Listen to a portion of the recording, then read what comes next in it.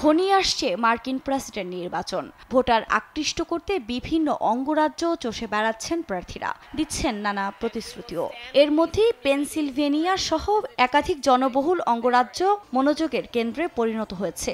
Vote নিয়ে বাকযুদ্ধে নেমেছেন Republican ও Democrat প্রার্থীরা।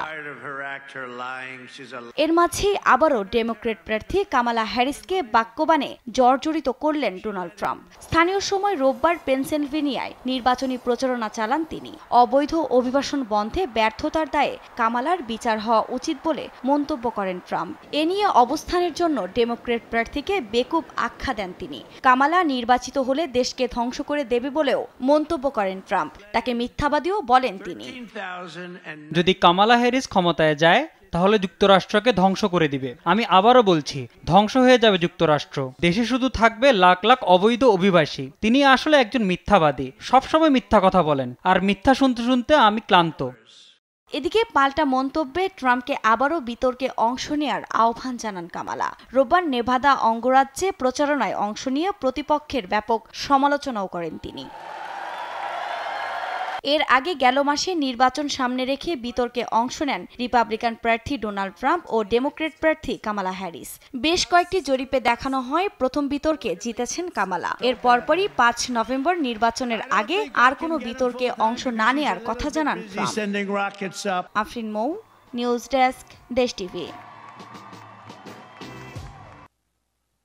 The American people face a choice between two fundamentally very different paths for our economy. I intend to chart a new way forward and grow America's middle class. A home or a car. He has no intention to grow our middle class. He's only interested in making life better for himself and people like himself, the wealthiest of Americans.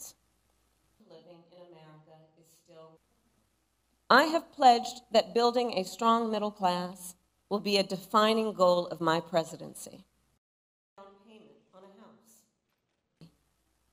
And I promise you I will be pragmatic in my approach.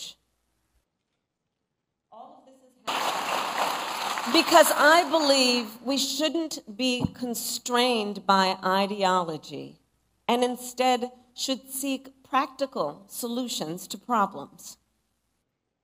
And while look, I'm a capitalist. I believe in free and fair markets.